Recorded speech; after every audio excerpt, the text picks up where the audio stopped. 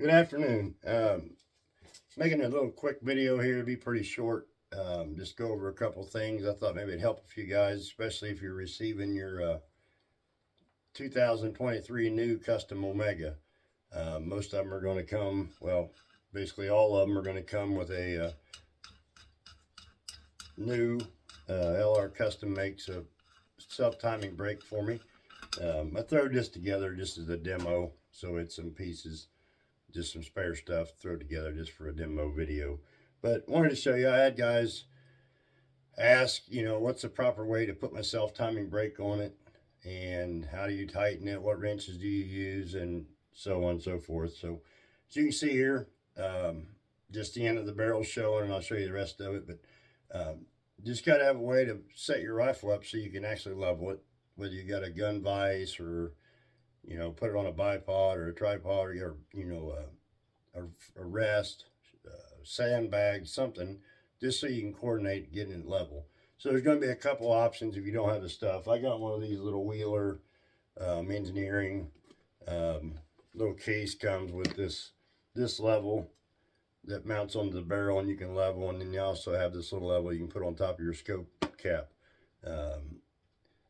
So uniquely with the guys that received one of these Custom Omegas for 23, I won't show the level itself, but on the Zeiss rings, on the back ring, there's a level. So the gun comes with this level already leveled to the gun, to the base, and to the reticle. So if you want, you can use that as your reference to level the gun. And then simply all you're going to do with the self-timing brake, the way this one works, it jams itself, the nut, against the brake on the thread. So it's not putting tension on the shoulder. It's not timed off the shoulder. It's timed to itself. So that can be confusing for some. I'll just show you as quick as I can and make it easy. Also, if you receive a new Custom Omega from me, you're going to get a set of these little lightweight aluminum wrenches that are anodized. So it just makes it you get a full package deal with what you need. These wrenches ain't a whole lot of money, so I throw them in the case. They can take their brake on and off and not have to worry about figuring out what wrench to use or cover them with something. So first of all, you're going to take and put the nut on it and just screw it all the way down until it bottoms out on the shoulder. Simple as that. The brake, you're going to screw it the same way. You're going to screw it down until it bottoms out against the nut. As you're going to see, it's out of time. It's went too far. So all you're going to do is you're going to roll it, loosen the brake until it comes to the first flat. When you find your first flat, gun's level, you find the first flat, you're going to need a level. You can use a small carpenter level. If you have one of these, great. You just set it on top of the brake so it's level to the gun. Then you're going to you're going to basically loosen the nut back from the shoulder until it touches the brake. You jam the two together until it's level. So you're going to take these two wrenches and basically you're just going to hold the brake level. You're going to put the other wrench on the nut and you're going to tighten the nut to the brake.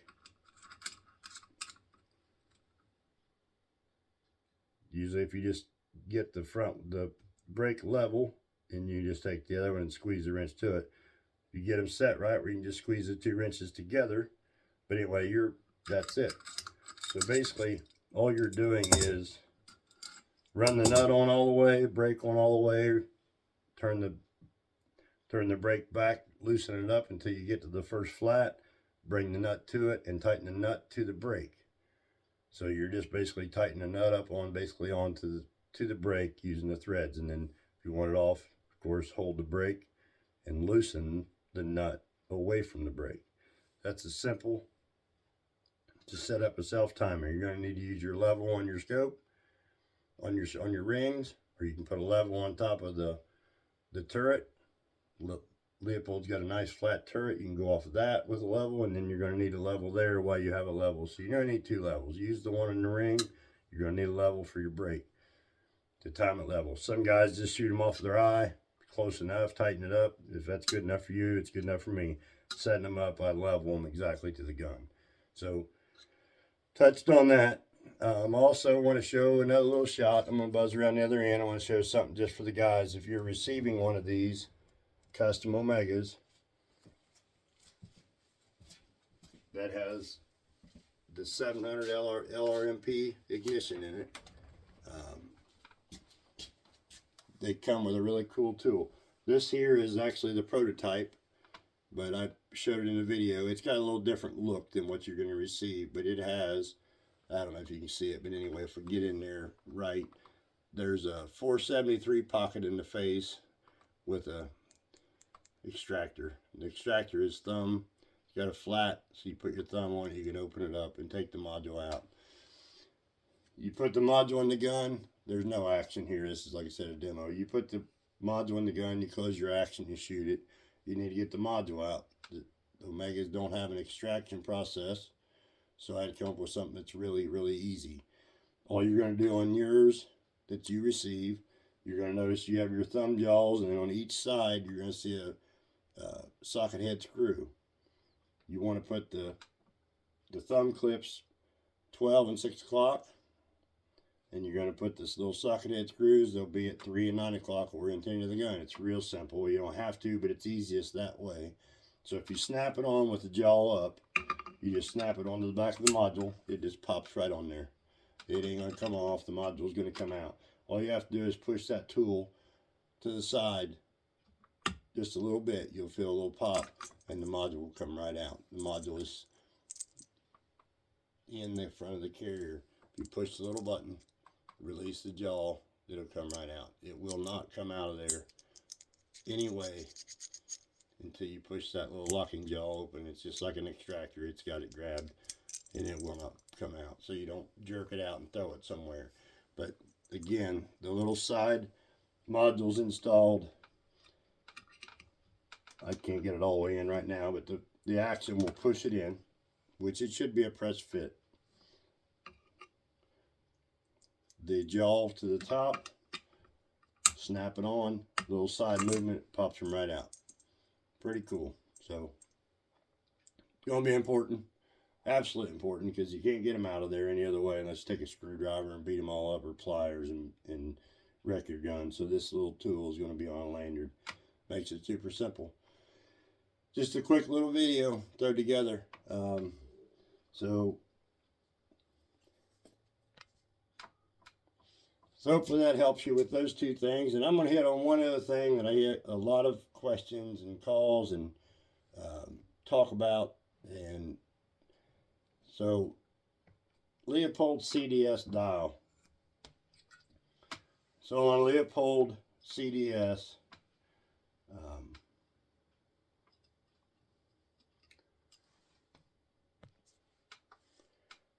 sorry about that. I took a little snapshot break there, but so you're going to receive your gun with a CDS dial on it, ready to go, marked out every 50 yards from 100 to 500. And basically I did that because you can cover everything inside of one turn out to 500 yards. The VX5 HDs and 6 HDs got 2 turns on them. I don't go ahead and set up a second rotation because we're not going to shoot these that far, and it makes them confusing. So literally we just have one wrap of numbers, like I said, from 100 to 500 yards in 50-yard increments. So a lot of guys ask me, what's the proper way to set one of these up? I have my opinion. I've set up a lot of these. I shoot one myself, and here's what I recommend. You're going to get your gun. Here's your factory knob. You know how you get it with, of course, with your package. So it's in a package separate. You're going to get your gun. It's set on 100 yard zero. I did load work. They're really, really close. Everybody's recoil management, and you may be off a little bit at 100 yards. So here's what I recommend the guy do. Take the gun to the range. Shoot. Just don't be terribly concerned about, your first few shots. Shoot 5 or 6 shots, 10 shots, whatever you think, to get used to the gun, get comfortable with it, get comfortable with loading it. Don't stress out where the group is hitting to start with. Make it so one thing you'll find with CDSs, on especially a VX5, if it's on 100 yards and the group it's shooting a little bit high, because of the zero stop feature, you can't adjust it down with it set on the 100-yard zero. So usually I just tell the guys, if you want to be simple, the gun comes to you zeroed. Take the 3 little set screws loose a little bit, push the knob, the lock in, move it to 200 yards. Put it on 2, tighten it up. Now you can fine tune, if you need to go down or whatever, you can fine tune to your shooting, your windage and your elevation to get your 100-yard zero dead on. Once you do that, loosen the 3 screws back up and let it turn it until it locks to 100 and set it back on. Now, no matter how good and how much time, in my opinion, you do load development, there's always going to be a slight variable when you send them to Leopold and you give them all the specs and everything comes back with, there may be a slight variable. So what I tell guys to do, if you can shoot 300 yards, you got a range, you can shoot 400 yards, set up ideally at 300. Once you got your 100-yard zero established, set you a target up that you know is at 300 yards. Dial the scope to 3. Shoot a 3-shot group at 300 yards. If it's a little high or a little low, just adjust it until it is hitting dead on at 300 yards. Once you got it hitting dead on at 300 yards, loosen the 3 set screws and turn it until your indicator marker 3 and the hash on the scope is lined up dead on at 300 yards. Lock it down. Now you're hitting dead on at 300. So guys will ask me, well, I may have moved it 2 clicks or 3 clicks, a quarter, say you moved it as much as an inch a minute.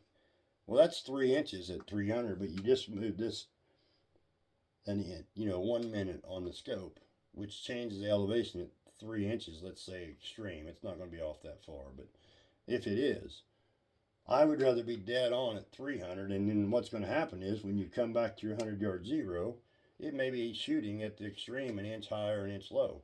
I would much rather be off an inch high or an inch low at 100 and be dead on at 300. Vice versa, if the errors in the turret is that bad and you set it up with a true 100-yard zero, and now you go to 3 and you're off a minute or an inch, a minute of angle, now it's off 3 inches of impact at 300. So I'd rather have my air at 100 instead of long range. So again, you're going to get your scope dialed in at 100. Verify that it's on for you at 100. If not, adjust accordingly until you get your 100-yard zero set. Set you up a target at 300. Shoot 3-shot group. Adjust your turret at 300 until it's hitting where you want it. And then readjust that turret to be dead on at 300. And set it on 3. Lock it down. Return to your zero, and your margin of error is going to be minimal. But I'd rather the air. If you can shoot 400, make your adjustment at 4. I think 3 is a happy place.